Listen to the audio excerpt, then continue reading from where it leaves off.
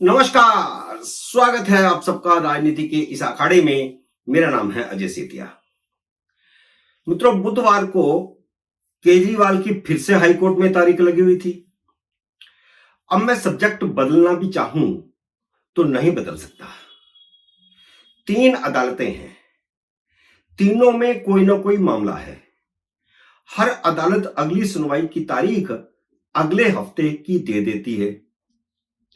इस तरह हफ्ते के 3 दिन तो केजरीवाल के पक्के। जजों को भी शर्म नहीं आ रही। आम आदमी को 3-3, 6-6 महीने बाद की तारीख देते हैं, पर अरविंद केजरीवाल को हफ्ते भर बाद की तारीख दे देते हैं। सुप्रीम कोर्ट एक आदेश जारी करके एक केजरीवाल अदालत क्यों नहीं बना देती, जिसमें केजरीवाल की सुनवाई कर रहे तीनों जजों को बिठा दिया जाए, लोअर कोर्ट का भी, हाई कोर्ट का भी और सुप्रीम कोर्ट का भी। अब बुधवार को हाई कोर्ट में उस केस की सुनवाई थी जिसमें अदालतों की छुट्टियों के समय वेकेशन जज न्याय बिंदु ने केजरीवाल को जमानत दे दी थी। हाई कोर्ट के वेकेशन जज सुधीर जैन ने जमानत पर स्टे लगा दिया था। अब शराब घोटाले का केस सुन रही हाई कोर्ट की रेगुलर जज नीना बंसल कृष्णा ड्यूटी पर आ चुकी हैं, जो शराब घोटाले की तह तक जा चुकी हैं, जो घोटाले के सबूत देख चुकी हैं, जो मनी ट्रेल का सबूत भी देख चुकी हैं। उन्होंने ईडी की कई फाइलें देख रखी हैं। ईडी ने जमानत को चुनौती दी थी, जिस पर अभिषेक मनु सिंघवी को जवाब देना था। सुनवाई के लिए बुधवार की तारीख तय थी। सुनवाई शुरू हुई तो एएसजी एसवी राजू ने कहा कि उन्हें सिंघवी के जवाब की कॉपी रात 11 बजे मिली है, इसलिए मुझे जवाब देने का वक्त दिया जाए। सिंघवी बड़ी जल्दबाजी में थे। सिंघवी इसी बात पर अड़ गए कि उन्होंने जांच अधिकारी को अपना जवाब दोपहर 1 बजे भेज दिया था। वैसे इतने दिन थे, 2 दिन पहले भी भेज सकते थे। उन्होंने जज पर दबाव डाला कि सुनवाई अभी शुरू की जाए, लेकिन जज ने उन्हें डांट दिया। यह पहली बार हो रहा है। अभिषेक मनु सिंघवी को हाई कोर्ट में डांट पड़ रही है और जज ने कहा कि एक तो तुम अपना जवाब सुनवाई के कुछ घंटे पहले भेजते हो, फिर तुरंत सुनवाई चाहते हो। सिंघवी अर्जेंसी अर्जेंसी कहकर मिन्नतें करते रहे, लेकिन जज बंसल केस की तह तक जा चुकी हैं। वे न्याय बिंदु की तरह जल्दबाजी में कोई फैसला सुनाने को राजी नहीं हुई। न्याय बिंदु ने तो अपने फैसले में घपला कर दिया था।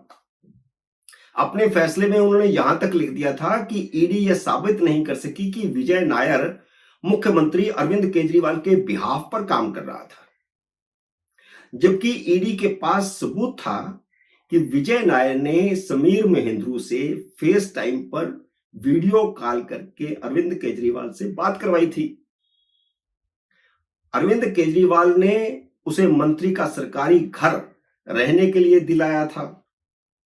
केजरीवाल ने उसे आम आदमी पार्टी का मीडिया इंचार्ज बनाया था और वे केजरीवाल के बिहाफ पर बात नहीं कर रहे थे तो किसके बिहाफ पर बात कर रहे थे? फैसले की कुछ ऐसी अन्य बातों से भी साफ था कि फैसला न्याय बिंदु ने का लिखा हुआ नहीं था। इसलिए जमानत की देश भर में आलोचना हुई थी और उनके फैसले के अनेक बिंदुओं पर सवाल उठाए गए थे, जिसे हाईकोर्ट ने भी महसूस किया और जमानत पर स्टे दे दिया। अब अगली सुनवाई 15 जुलाई को है। जज ने ईडी को टाइम दिया है अपना एफिडेविट दाखिल करने के लिए और 15 जुलाई को अब अगली तारीख है और तय है कि उस दिन जमानत रद्द होने का फैसला हो जाएगा, क्योंकि अब तो ईडी ने केजरीवाल को चार्जशीट कर दिया है, जिसका कोर्ट ने संज्ञान भी ले लिया है। 12 तारीख को उनकी पेशी है और जो चार्जशीट दाखिल की गई है उसमें लिखा है कि के कविता के पीए ने विनोद चौहान के जरिए 25 करोड़ रुपए भेजे थे। ये रिश्वत का पैसा था।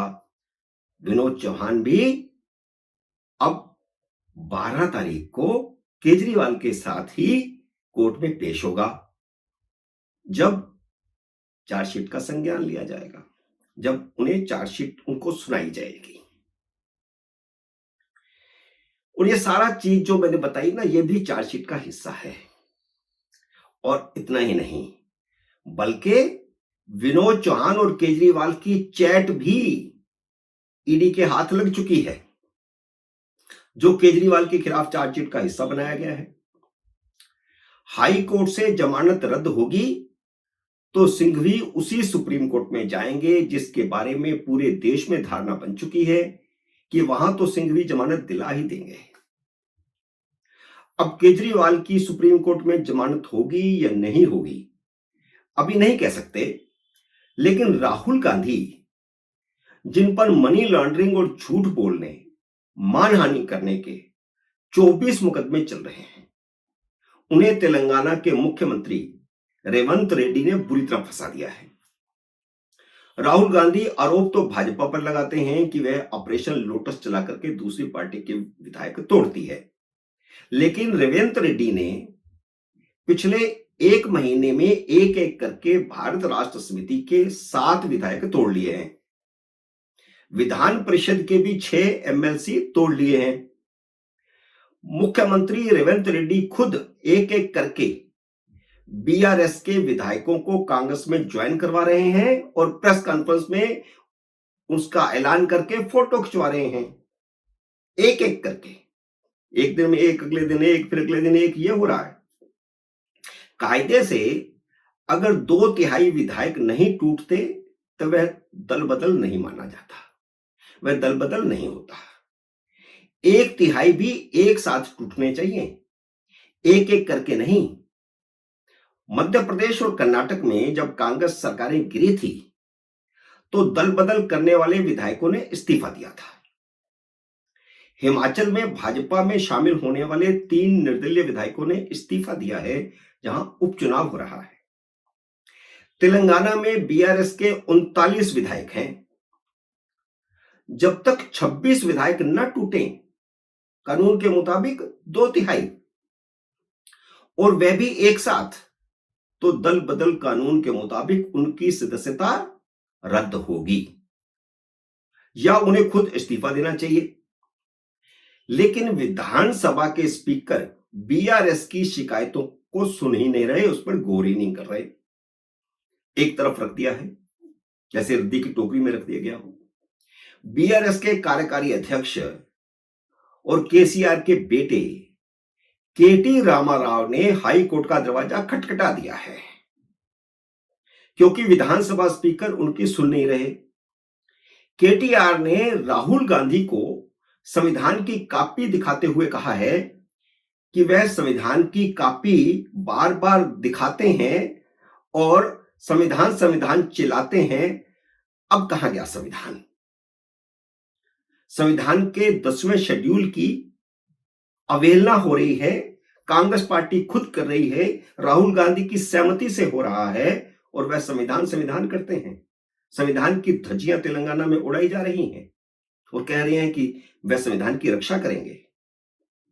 बीआरएस के राज्यसभा सदस्य केशव राव भी कांग्रेस ज्वाइन कर गए हैं। वह कांग्रेस से ही आए थे बीआरएस में और बीआरएस से वापस कांग्रेस में, लेकिन उन्होंने कांग्रेस ज्वाइन करते ही राज्यसभा से इस्तीफा दे दिया है। वह भी एक रणनीति के तहत, क्योंकि एक आध सांसद और कम हुआ तो कांग्रेस राज्यसभा में विपक्षी दल का स्टेटस खो लेगी। नेक टू नेक है, 26 है उनके पास सांसद और 25 चाहिए। अगर 2 लोग चले गए तो क्या होगा? इसलिए इनसे इस्तीफा करवा के केशव राव से उसको कांग्रेस में ज्वाइन करवा लिया। अब केशव राव को लेकर आए या किसी और को लेकर आए, एक सदस्य तुरंत जो है बढ़ जाएगा कांग्रेस का।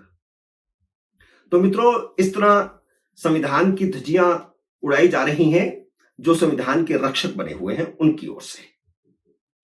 उम्मीद है मेरा ये वीडियो आपको पसंद आया होगा। इसे लाइक और शेयर कीजिए। अगर आपने मेरे यूट्यूब चैनल को अब तक सब्सक्राइब नहीं किया तो कृपया सब्सक्राइब करके अपना आशीर्वाद दीजिए। जल्दी मिलते हैं अगले वीडियो में किसी अन्य विषय के साथ। तब तक नमस्कार।